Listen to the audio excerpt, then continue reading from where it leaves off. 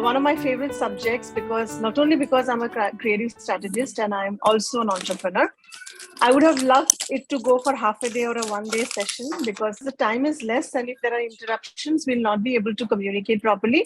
I usually love conversations, but we are in a situation where we have 20 minutes directly to talk to you, and we can carry on the conversation anytime offline.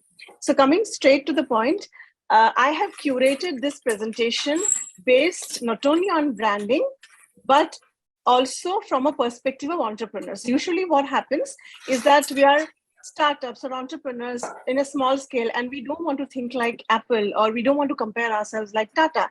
But the story is they also started small someday, somewhere. Okay. So I'm starting with the basic question that all of us have, that do we need branding at all? Okay. So let me share the presentation. This presentation is curated for branding only for the purpose of entrepreneurs, because branding becomes different according to the stage of this product that we are in. But this is curated specially for us entrepreneurs and young entrepreneurs. So I start by posing the basic question. Do we need branding at all? Now, I'm sure all of you know Dhoni, and I would have loved to ask this question, but why I have put up the picture of Dhoni here is something very, very interesting. He was found in an economy class aircraft in economy class, and the air hostess was very excited to find him. She got him a tray, a thank you note, and of chocolates and everything. And what was interesting was after 33 hours of this video going viral on social media, there were 36,000 downloads of Candy Crush on mobiles across India. Now, what is that Candy Crush download got to do with this picture? It's because in this picture, if you see the screen that you have, an iPad screen that has Candy Crush open, that means Dhoni would have played it. Now, there is no brand name. Nobody's saying, please download Candy Crush, or not even the Candy Crush brand name. That is the power of branding. So that is why we need branding. Even if people don't remember me, what my product was, but they remember the brand by looking at it. That is the ultimate goal. And if you can reach there, then we have done our job, and our brands would be eternal, whether we exist tomorrow or not.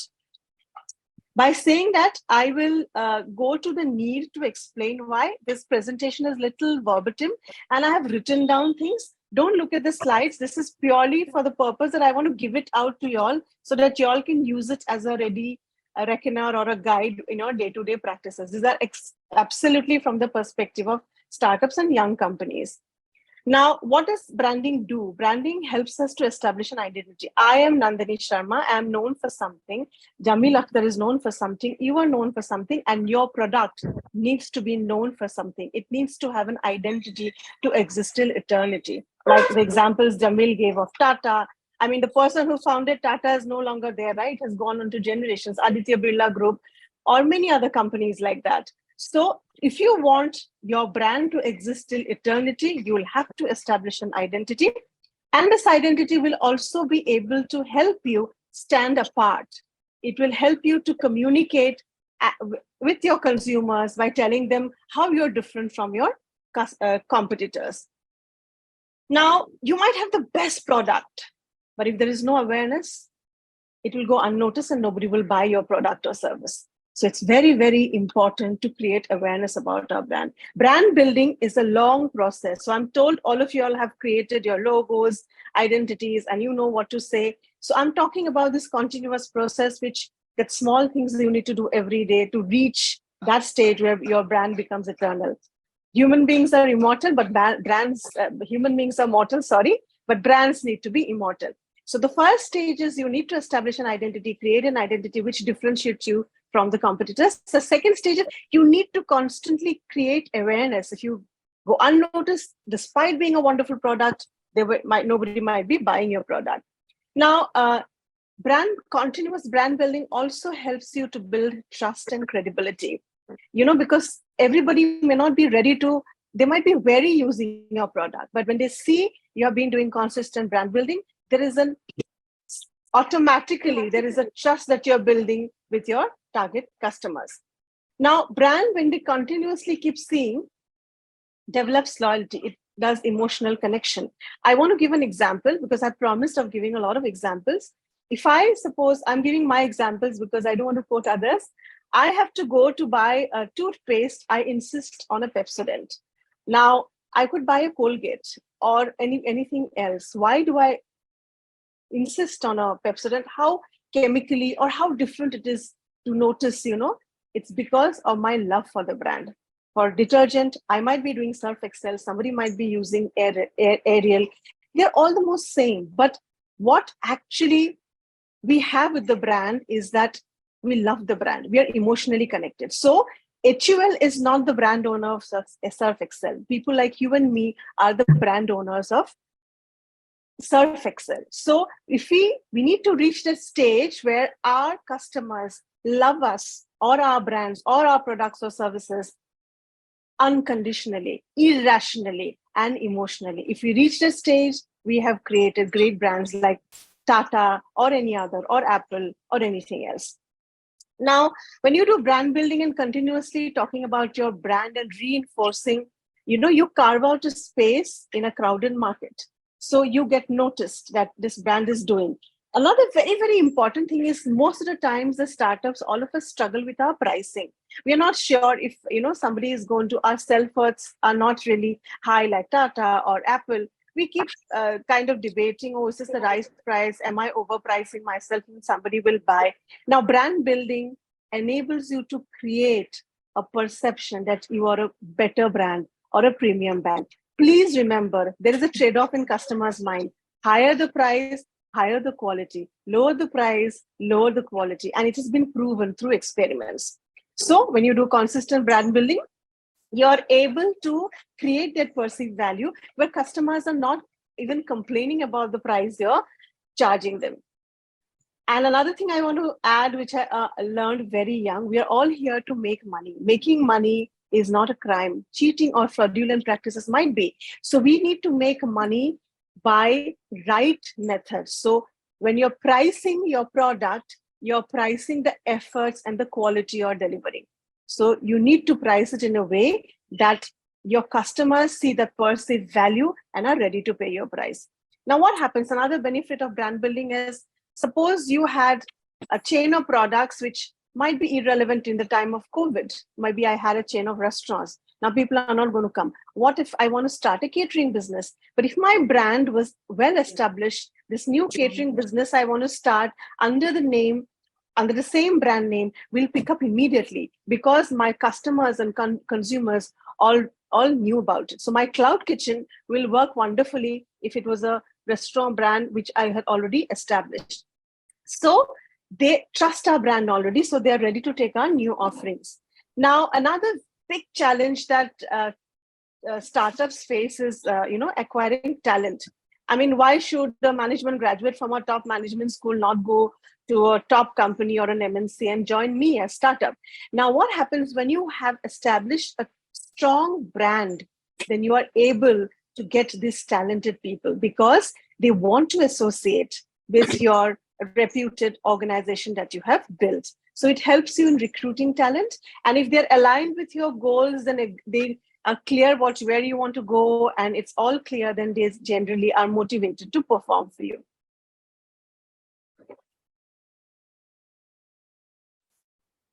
Now, that was internal talent.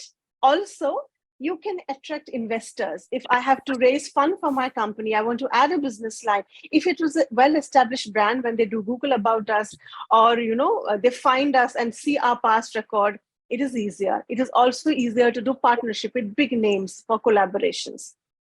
Then lastly, long-term business growth. That is one of the most important things. Why I had put it at last is because we entrepreneurs, young entrepreneurs, especially, we are doing day-to-day fighting all the time. And we think, long-term is long-term, to ho jayega, and we will do it.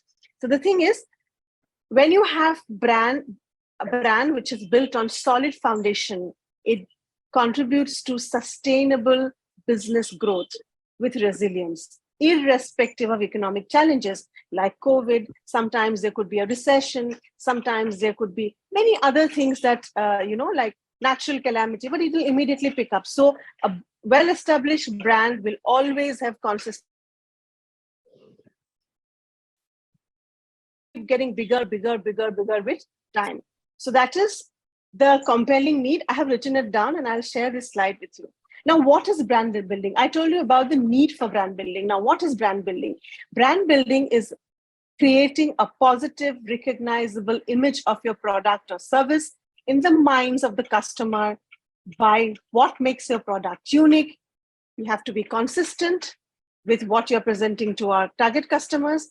Make sure that they associate positive things with our brand, and we foster an emotional connect. First, we design the message, what we deliver to them, how we are different from our competitors, what makes us an irrefutable choice for them. That is something they cannot find in anybody else. We have to be consistent on our efforts day to day on delivering that message. And we have to make sure that we are not connected with any negative association.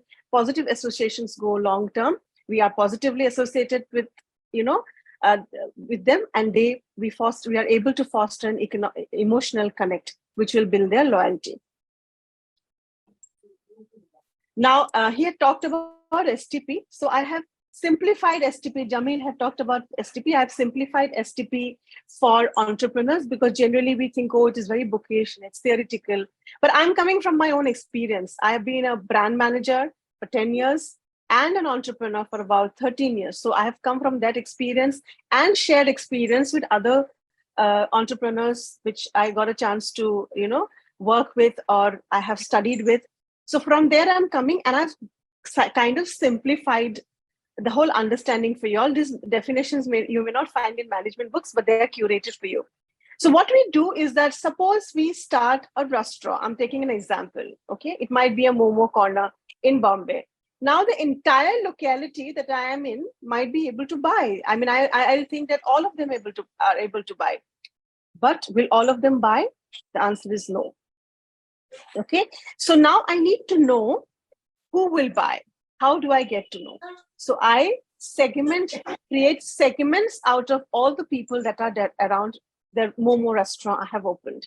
So I look at their age, I look at their gender, I look at their income, education and exposure, their occupation, their religion, also for my Momo corner, geography location may not be important, but for a product I'm kind of catering all over India, nationally or internationally, geographical things become important. For example, I'm doing a brand of Kasundi, then I know it will sell in Bangladesh also or India also, but in India it will sell in some parts. I need the sounds to go, please. Arina, please. Okay, thank you. So if I'm doing a product like Kasundi, which I can deliver all over India, I know that in India it will sell in some parts geographically according to their food habits. In Mexico, it may not sell, but it definitely sell in Bangladesh. So these geographical understandings, depending on climate, what will sell, their lifestyle. So I need to segment all the people who I think can buy my product on the basis of all these parameters. It can be a huge subject, but I've only given you the basic guidelines that you can use in your day-to-day practice. Now, out of all the segments that I've created, which is the most promising? Which segment is attracted to my product? Where does my product or service align?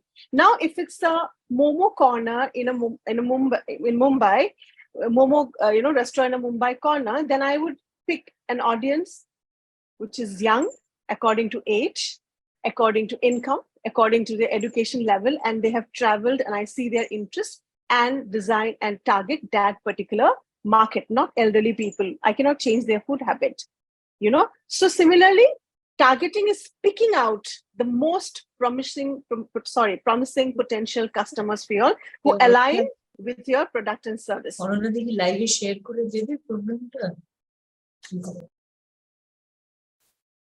The last bit that comes is positioning. So this is very, very crucial.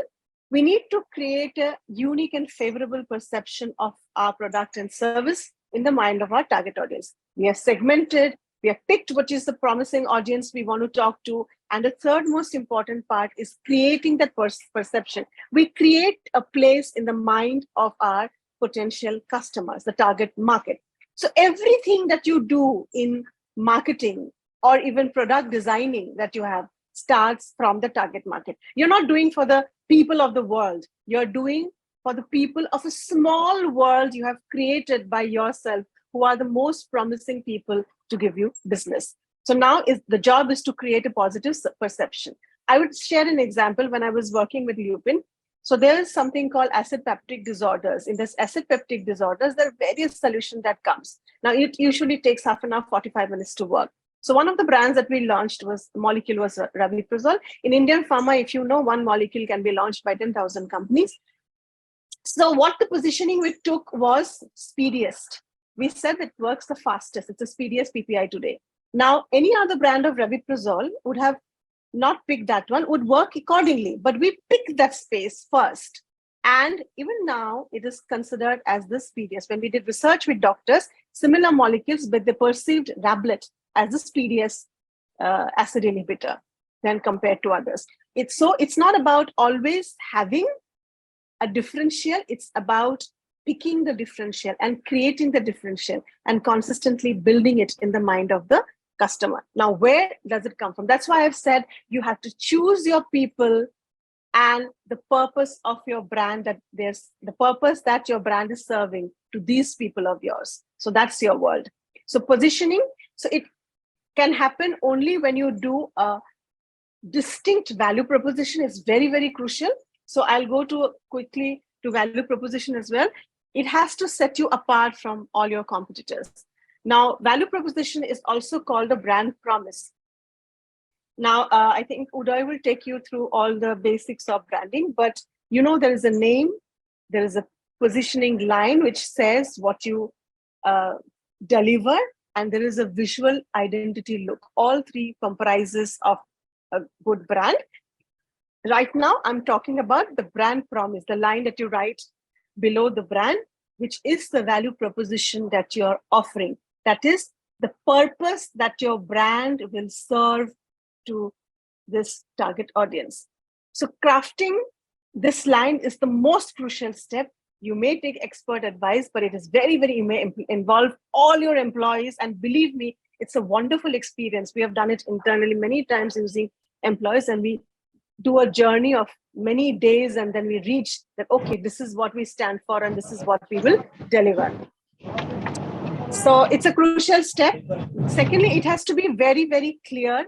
It has to be a concise statement, small statement, but it communicates the pain point or the need of your target audience that your brand will offer solution to. That is very, very important. So it's very important to tell them what your brand is going to do or how it is going to make a difference to their life, and which no other brand can do. Lastly, this will give a compelling reason to the target customers. It should give a compelling reason to your target consumers to buy your brand over any other competition. This is what you have to remember while doing value proposition. Now, articulating value proposition, I have just done a little pointers. Who is the target consumer or customer of your product or service or your brand? What is their need? What is the benefit you're delivering? Or what is the pain point that you're kind of solving for them? Okay. How can your product or service deliver that? And better than current and future competition. This is actually one sentence. I have broken it down into 4. So you have to remember these things.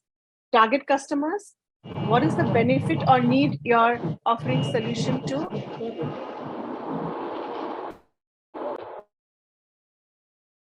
And how can your product deliver that better than anybody else in the market? Okay, so start by writing down everything that your brand does. Keep condensing into 3-4 words. That should be the one top thing to communicate about your brand. Most of the times your brand does a lot of things. So, but you have to pick out together the best. You can also seek expert advice.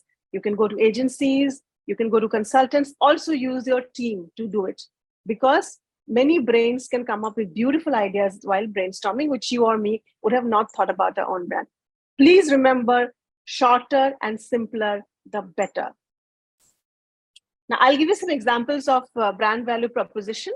Apple, think different.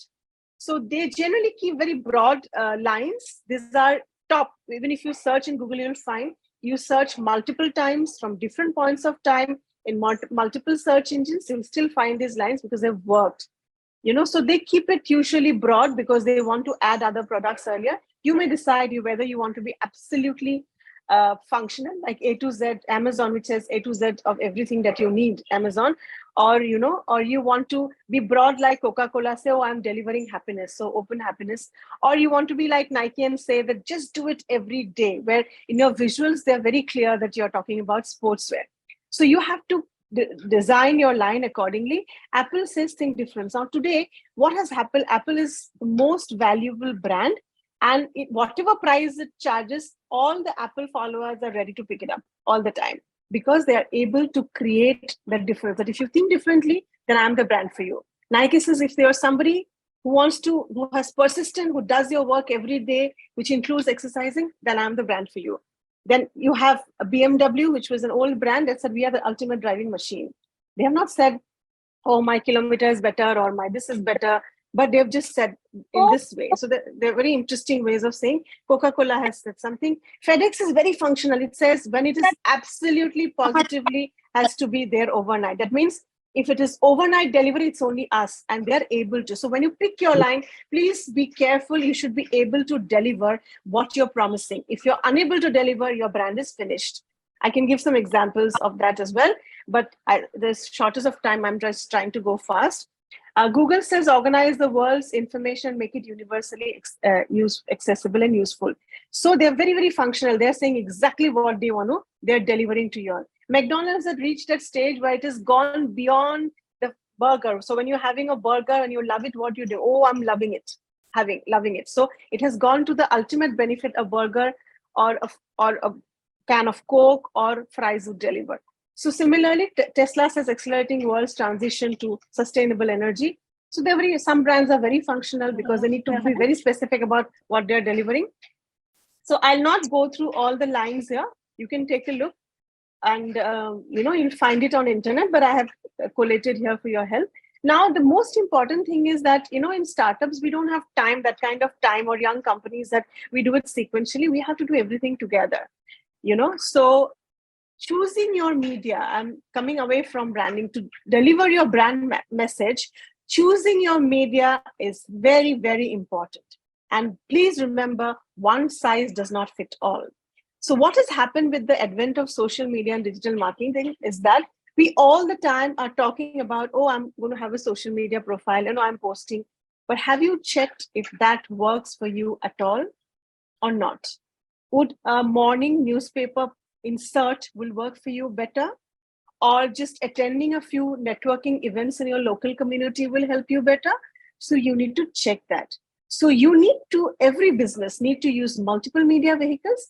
So you need to be cost effective at this time, and not at this time also. Believe me, even big brands that I've worked with, HDFC Life or Otis Elevators, everybody does a cost benefit analysis. So you have to be cost effective. But at the same time, the media that you're choosing has to deliver results for you. So to understand, it is very, very important to understand, to arrive at a successful mix. That will happen only when you map your customers and your nature of product. So your media mix will emerge, the good one or the ideal one, which will deliver result for you, will emerge from the target audience. Who are you talking to? Elderly, young, economically, higher class, middle class, education-wise, or which geography, which language, and what is that product going to do for that person? Okay, so I'll give you another example. If I am looking for expert advice on a particular topic, I will check LinkedIn. I'm the same target audience, okay? But if I am looking at good apparels, I will look at Instagram, okay? But if I'm looking at a local Pani Puri vendor, then I will speak to my neighbors and use word of mouth. So I'm the same person, but the product is different. Okay. Similarly, the same product might have different messaging. Suppose you're selling solar panels to households. These are middle class families, they have to put it in priority. They might buy one or two. It's different. Your media would be different from when you're selling it to business houses or solar farms who are cultivating solar energy or renewable energy. So you have to be very, very clear. It's a marriage of the target customer, that your target customer or your people, and the purpose it is serving, the product or service that you're offering. So how to decide on media mix? I'll just quickly run through. Understand your audience, as I said, by demographics, psychographic, their behavior and preferences. You have to have clear goals, because are you doing it for brand awareness? Maybe you are doing social media then, or just doing pamphlets. Are you doing for lead generation? Maybe SEO will work for you better. Or maybe going to a networking event, talking to them, trying to convert is going to do better. Are you doing for sales conversion?